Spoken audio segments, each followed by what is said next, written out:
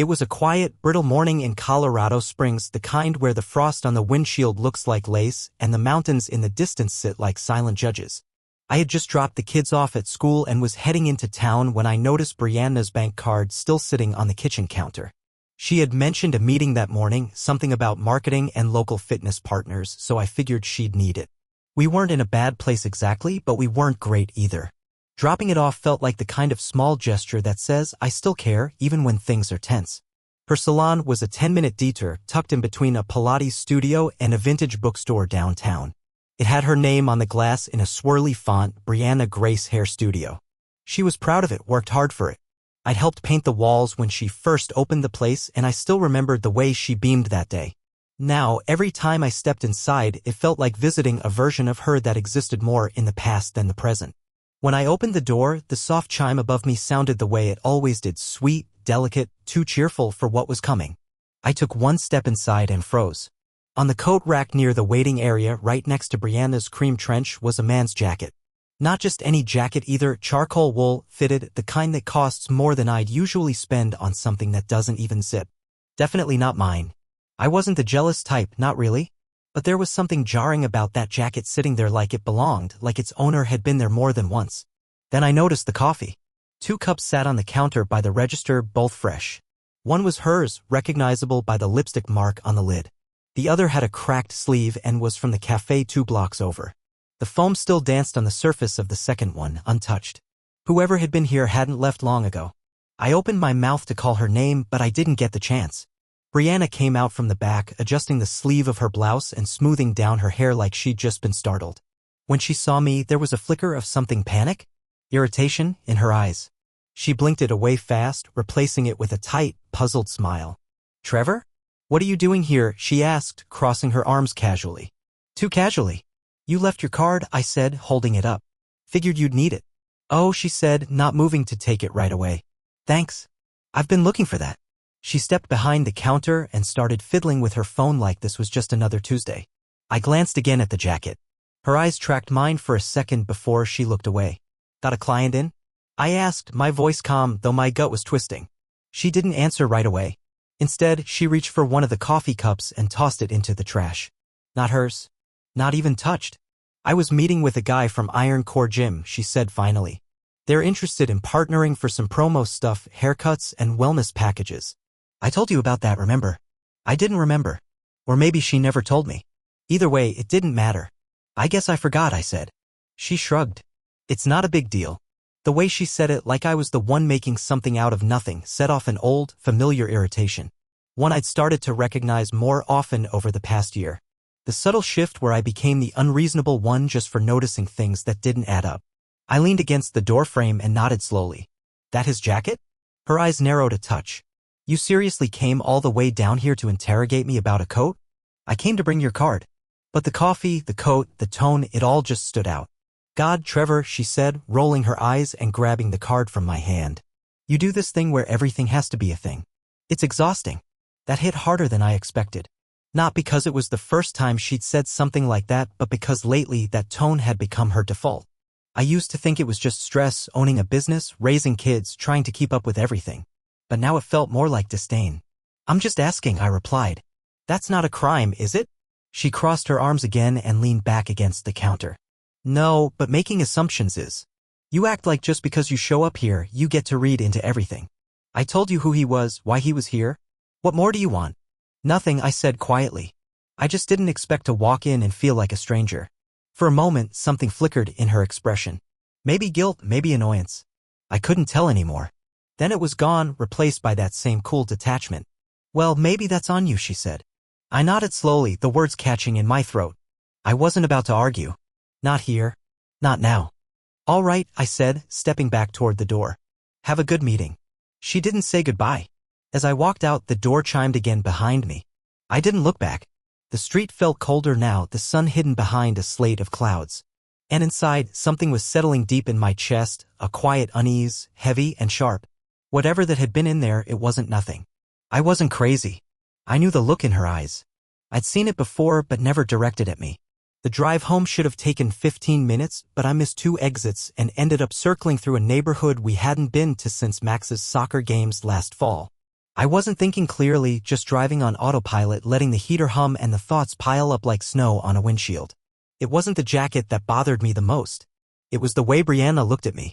Like I was the problem. Like I'd walked in on something private even though I was just dropping off a forgotten card. Her defensiveness didn't match the situation. I wasn't accusing her of anything, hadn't raised my voice. I'd barely asked a question. Still, she came out swinging. That didn't feel like surprise, it felt like panic dressed up as irritation. And it wasn't the first time either. As I merged back onto the highway, I found myself doing what I swore I wouldn't, pulling at threads, revisiting conversations, glancing back at moments I had brushed off as harmless. Brianna had been different lately. It was subtle at first, little things like not asking about my day or barely responding when I talked about work. I'd come home excited about a new project and she'd just nod without looking up from her phone. I thought maybe she was just tired. But tired doesn't explain the sarcasm. The way she'd started throwing out barbed comments when I least expected them. Ever think about doing something spontaneous for once? She'd say as I reached for my usual gray hoodie. Or, sometimes I wonder if you even like fun, when I passed on one of her late-night event invites. I used to laugh it off. I thought it was just her being playful, edgy, maybe a little bored. But now those remarks felt different. Like they weren't jokes at all, just veiled jabs at the life we built together. We used to share everything. Not just schedules and grocery lists, but actual things, our thoughts, our worries, our wins. Somewhere along the line, that shifted. Her phone was always face down. She used to leave it on the nightstand, plugged in, forgotten. Now it was practically glued to her, moving room to room like a shadow. If I asked who she was texting, she'd smile thinly and say, "Why does it matter?" Once, she left her phone on the bathroom sink while brushing her teeth, and a message preview popped up from someone labeled Kai, Iron Core. I hadn't heard the name before. The message said, "Let's keep it chill. No one needs to know everything." When I asked about it later, she waved it off. "He's just a trainer trying to look cool." They talk like that. It's not about me.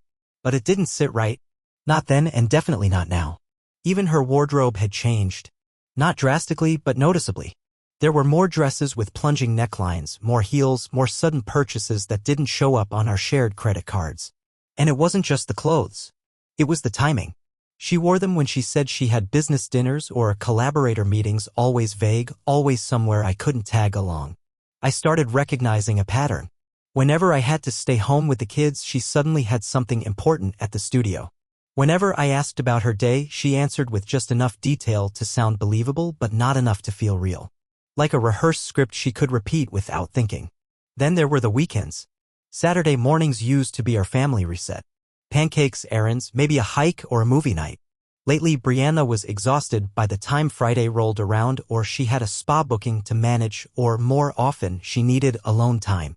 "Can't I just breathe without having to explain it to you?" she snapped one weekend when I asked if she wanted to go to the lake with the kids. I dropped it. But Avery asked me later, "Is Mom mad at us?" That hit harder than I let on. She was around, technically, but never really present. The kids noticed. I noticed. I just didn't know what to do with the noticing. I figured all couples hit slumps. Maybe she needed space. Maybe I wasn't doing enough. But that morning at the salon flipped the script. I realized I hadn't been imagining it.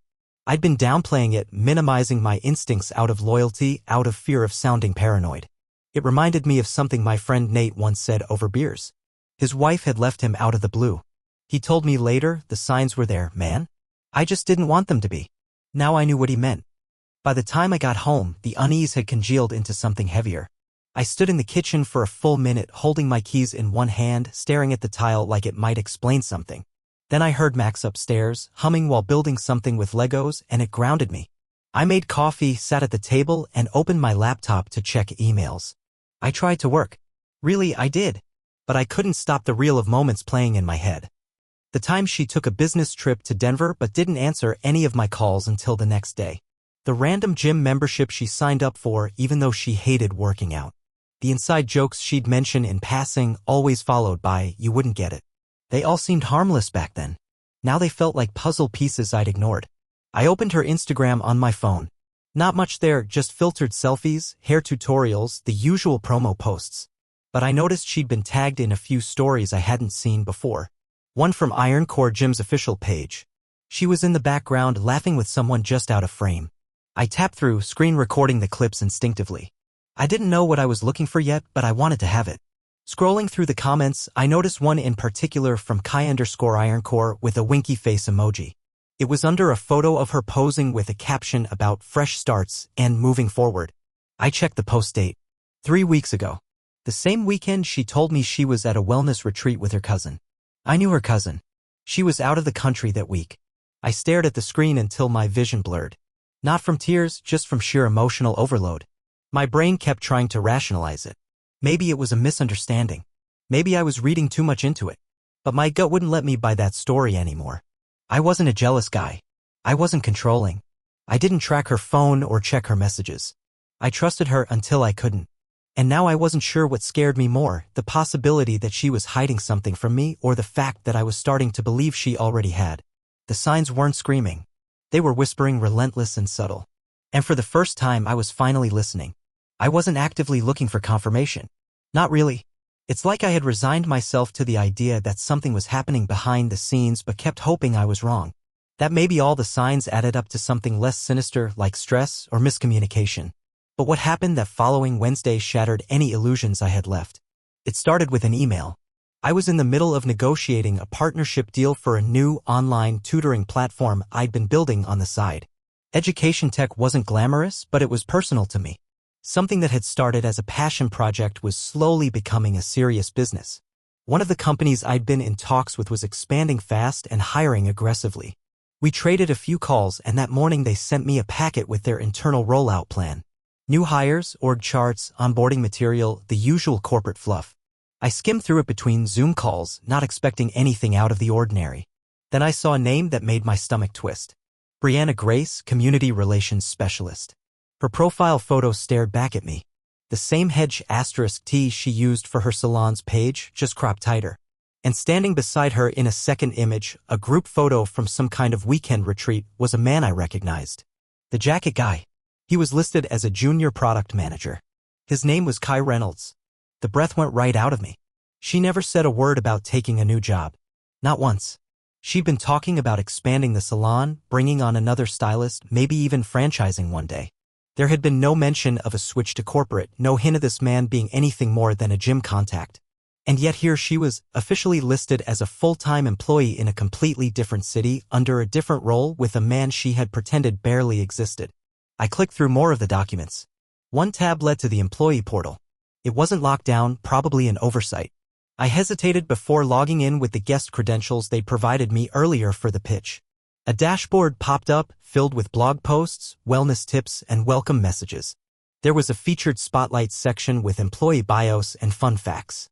When I scrolled through, there it was. Meet Brianna, from entrepreneur to brand visionary.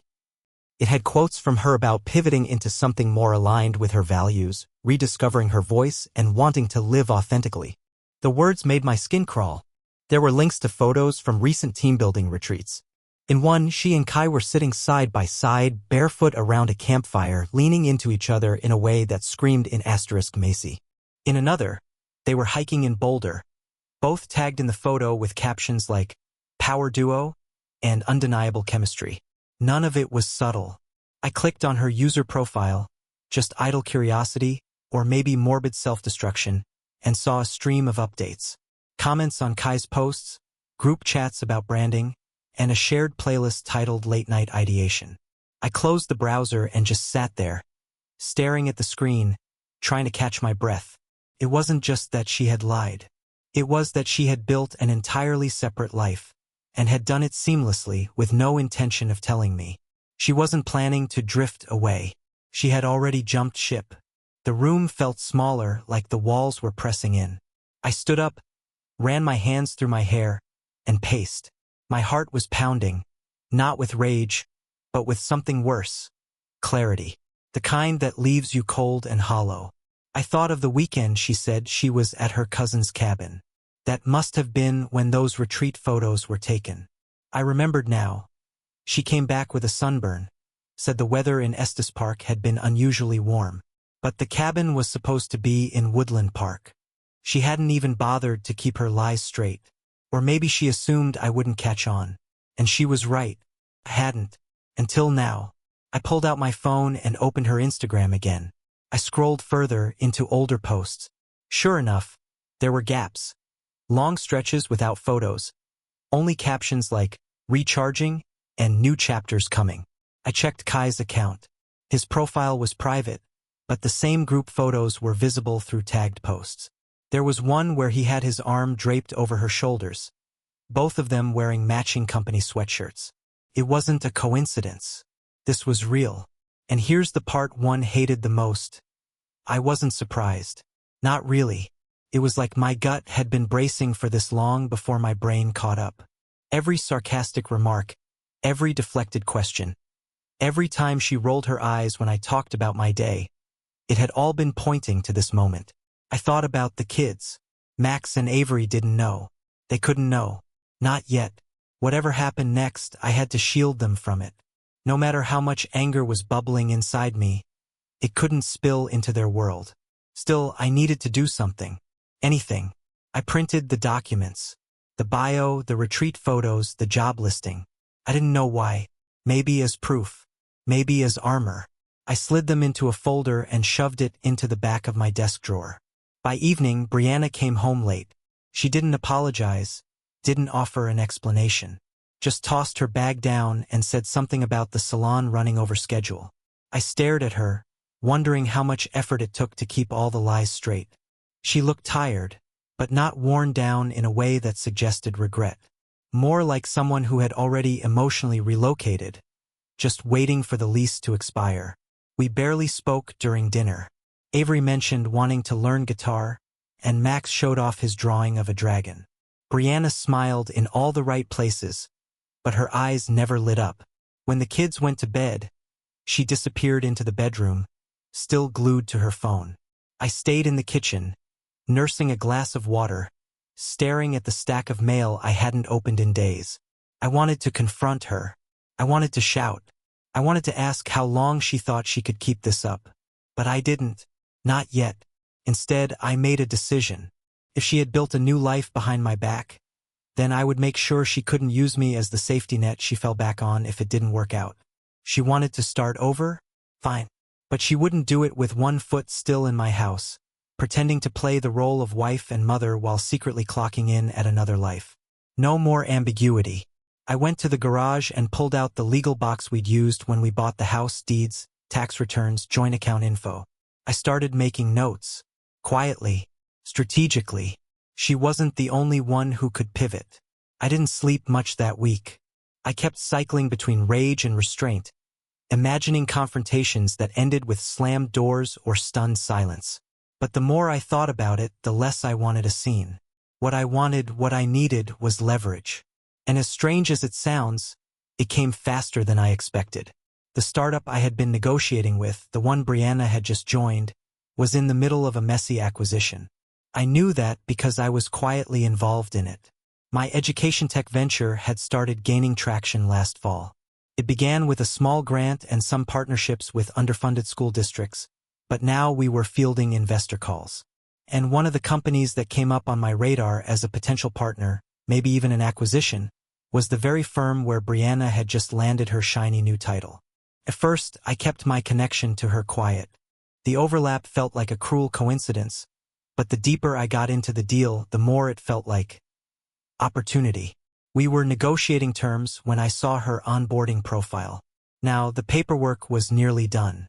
I was set to join as a strategic investor and director, not just in name but in scope.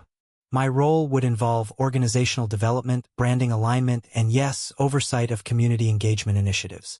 Her department. I didn't plan it that way. It just unfolded. And when the ink dried and my appointment was official, I felt none of the satisfaction I expected. Just cold clarity. I didn't tell her. Why would I? She hadn't told me about the job. She hadn't told me about Kai. So I said nothing. Until the board meeting. It was held in a bright glass room on the 19th floor of a downtown high-rise.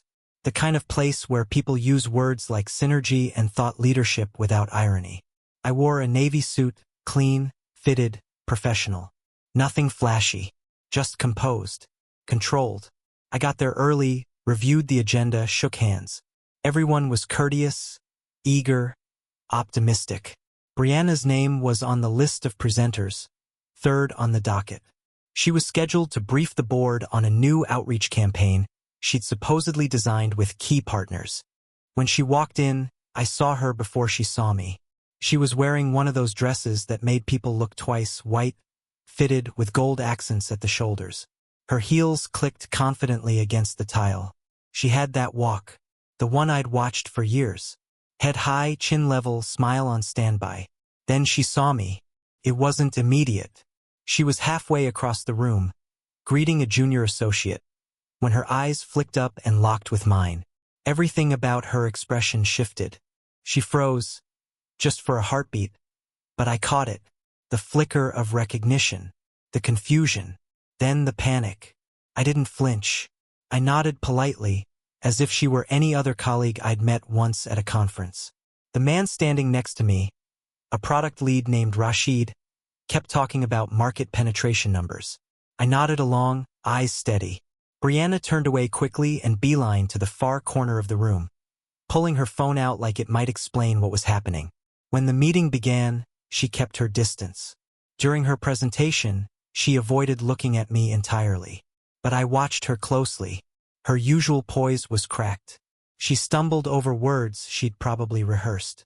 Her hands fidgeted behind the podium, and at one point, she mispronounced the name of one of the partner orgs. Nobody else seemed to notice, but I did. Afterward, during Q&A, I asked one question, neutral, professional. In your stakeholder map, you mention a lead liaison for cross-brand alignment. Can you elaborate on how that role interfaces with the educational access teams? I saw the color drain from her face. She had no idea I even knew what a stakeholder map was, let alone how to challenge it. She stammered out an answer, full of buzzwords and vague qualifiers. I nodded, thanked her, and didn't press. The meeting moved on. As everyone gathered their things, she made a quick move toward me. Alone, cornered by the water station. "What are you doing here?" she whispered, voice tight with forced calm. I blinked slowly. "I work here." Her mouth opened, then closed. You never mentioned applying." We stood in a silence heavy enough to hum. "This isn't funny, Trevor. I'm not laughing." Her eyes scanned the room, like she was looking for a witness or an exit. "So what, you're here to, what, spy on me?" I leaned in slightly, lowering my voice. "I'm here because your company reached out to me. I invested. They offered me a seat at the table. You being here, that's just an unfortunate overlap." That last part was a lie. It wasn't unfortunate. It was perfect. She didn't speak, just shook her head slightly, like the moment couldn't be real. I let her sit with it for a few seconds longer before I stepped back and walked away. Over the next few weeks, our interactions were minimal but not avoidable. She sat in on strategy calls I led. I attended town halls where she presented. Every time she was overly formal. The kind of formal that comes from discomfort, not professionalism. She was careful, measured, like a kid who knew the parent now worked at the school. I never addressed our history, never brought up Kai, never said a single personal word. It drove her insane. One afternoon, she sent me a message on the internal chat system. "Can we talk privately?" I ignored it. She followed up, "I think we need to clear the air. This doesn't feel healthy." I replied, "Please direct all questions to your department lead. I don't manage your work directly." Her typing bubble appeared, then vanished. The power shift wasn't loud. It was quiet, surgical. She had once dismissed me as a predictable, routine man. Now she couldn't breathe without wondering what I knew, what I might do, or who I might tell. She'd spent a year building a secret life behind my back. Now she had to live it out in full view of the one person she never expected to answer for it. And I didn't even have to raise my voice. It didn't explode. There was no dramatic confrontation, no shouting match, no late-night confession or last-ditch effort to fix what was broken. The end came quietly, like the way seasons change, noticeable only when you step outside one day and realize the air feels different. That realization hit me on a Wednesday evening, a week after the board meeting. I came home to find Brianna sitting on the edge of her bed, staring blankly at her phone. She didn't even flinch when I walked in. No smile, no greeting, just silence. The distance between us wasn't just emotional anymore, it had become physical. We moved like roommates, careful not to touch, careful not to speak too long. When I asked her if she had eaten, she shrugged. I'm not really hungry. I wanted to scream. To throw everything I'd learned in her face. The fake job story. The secret relationship. The lies stacked so neatly that I had to admire the craftsmanship. But I didn't. Instead, I took a breath and said, "We need to talk." She looked up then like she'd been expecting it, dreading it. She nodded slowly. "We're not working," I said. "And I think we both know it."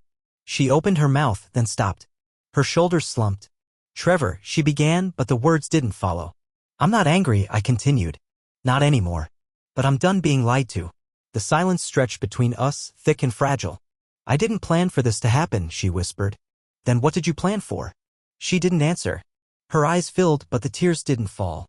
That night, I didn't sleep in our bedroom. I moved to the guest room and shut the door behind me without a word. It was the first time I'd done that. The first time I hadn't waited for her to chase me or explain. She didn't come looking. The next day, I contacted a lawyer. Her name was Cynthia Reyes, direct, smart, no nonsense. I explained everything. I didn't lead with the affair. I started with the facts. The marriage. The kids. The property. The business interests. Only when she asked about grounds did I mention the emotional affair, the job switch, the man. Cynthia didn't flinch. "Have you documented it?" I slid the folder across the table. "Good," she said. "We'll keep this clean, but we'll keep it firm." We began the process. I froze the joint checking account. Not maliciously, just prudently. Brianna had always been the spender, the dreamer, the one who chased aesthetics and ambience. I was the saver. The planner. The one who read the fine print. Now, that part of me felt like armor. Next came the house. Technically, it was under both our names. But I'd paid the bulk of the mortgage since we bought it. Cynthia helped file a request to begin negotiations for buyout or sale, depending on how Brianna wanted to proceed. I also set up a trust for the kids. Max and Avery. Their names on the accounts, funds locked and tracked. If this got messy, I wanted to make sure their future didn't depend on adult mistakes. Through it all, I stayed calm. Cold, maybe, but controlled. Brianna tried, in her way, to reach out. Not with apologies, not with explanations. Just these soft attempts to feel out the boundaries I was putting up. "Do we have to rush this? Can we talk before lawyers get involved? I know I made mistakes, but maybe we're just lost." Each time, I offered the same answer. "We're past talking." She didn't fight me on custody. Maybe she knew she'd lose. Maybe she didn't want the disruption. I asked for primary care with alternating weekends and shared holidays. She agreed almost too quickly. But I didn't push it. The day she packed her things, the house was unnervingly quiet. The kids were at school. I sat on the porch while she moved back and forth, loading her car. She didn't cry. She didn't plead. She just folded, zipped, stacked. When she came to the door one last time, she looked at me. Not with love. Not even regret. Just resignation. "I never stopped caring about you," she said. I nodded. "But you stopped choosing me." That was the end of it. Once she was gone, the house felt hollow for a few days. Not sad, just vacant. Her scent still clung to the pillows. Her coffee mug sat in the dishwasher, lipsticked. The closet had empty hangers, little ghosts of outfits that used to mean something. But slowly, the house changed. I moved my office into what had been her yoga room. I sold the vintage mirror she insisted on buying from an overpriced boutique in Aspen. I painted the kitchen cabinets. The tan walls went cool gray. The pink floral rug disappeared. The furniture rearranged. The silence, which had once been oppressive, became peaceful. The kids noticed the change. Avery especially. She came into the kitchen one morning, dragging her backpack behind her, and looked around. "Did Mom take her candles?" "Yeah," I said. "I like the way it smells now. Like lemon." I smiled. "That's because I cleaned. Don't get used to it." She giggled and sat down to eat her cereal. Max didn't say much. He was always quieter. But I caught him one night building something with his Legos, a 2-story house with just one big room. "Where's the other half?" I asked. He shrugged. "Didn't want it." I didn't push. I didn't have to. They were adjusting. Just like me. In the weeks that followed, I dove into the startup. My ed tech company, the one I'd been building in pieces for the past year, suddenly became my whole world. I started hiring a team, pitching to school boards, forming alliances with after-school programs. I worked late, but not to escape. This time, it felt like I was building something that mattered. Something mine. The kids stayed with me during the week. I cooked more. Learned how to make pancakes that didn't taste like drywall. We had pizza Fridays. Movie nights. Spontaneous ice cream runs. The tension that had once hovered in every room vanished. Evenings weren't filled with sighs or cold shoulders or the flick of a phone screen lighting up. They were filled with laughter. With space. With quiet joy. Sometimes I'd catch myself waiting for the other shoe to drop. Waiting for Brianna to come back with some grand realization. Some tearful declaration that it was all a mistake. But she didn't. And even if she did, I wouldn't open the door. Some endings are quiet. Some beginnings are quieter. And for the first time in a long time, I wasn't afraid of either. 2 months later, I met Harper. It wasn't dramatic, no meet cute in a bookstore or romantic coincidence. We met at an educational summit in Denver, both speaking on a panel about equitable access in tech-based learning. She introduced herself with a firm handshake and a smile that felt unforced. Grounded. Harper worked for a nonprofit that developed curriculum for underfunded schools, and she talked about her work with the kind of quiet conviction that reminded me of who I used to be before everything got tangled. We exchanged emails. Then phone calls. Then coffee. It wasn't fast. It wasn't intense. It was easy. Conversations didn't revolve around performance or image. She didn't play games. She didn't look at her phone during dinner. She asked questions and actually waited for answers. There was no chase, no performance, just presence. The kids liked her. Slowly, naturally. She never tried to impress them. She just showed up. Brought Max a book about ancient mythology. Taught Avery how to make lavender lemonade from scratch. When Harper laughed, it didn't sound like someone trying to sell a version of herself. It just sounded real. Brianna, on the other hand, started sending messages around that time. They started off friendly, hope you're doing okay. Then vague, we should talk sometime about everything. Eventually nostalgic, funny how life works out, miss the way we used to be. I didn't respond. What could I say? She was reaching out to someone who didn't exist anymore. What she once dismissed as boring had become something she couldn't touch. She hadn't just betrayed me, she'd underestimated me. And that stung more than anything. But now? Now I didn't need her to see me. I had already started seeing myself.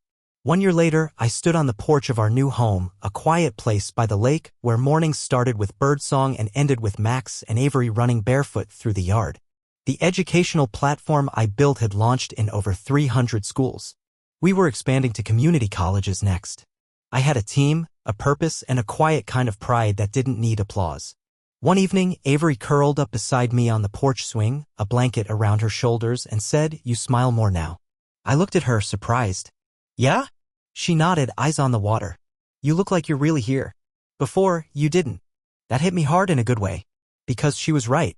I used to move through life like it was a checklist: provide, protect, repeat. I thought stability was enough. But now I understood peace doesn't mean silence. It means presence. Brianna's online presence had faded by then. The polished posts, the glamorous filters, they'd slowed to a trickle. Her new job didn't last. I heard through mutual contacts she left after restructuring. Kai moved on, too, out of state, from what little I gathered. She reached out one last time, this time with a long, emotional email. It was a soft-spoken confession wrapped in apologies. But I didn't need it anymore. I didn't hate her. I just didn't know her. And maybe she never really knew me either. The man she called predictable had rebuilt an entire life from scratch. And the woman who craved excitement? She was the one standing still.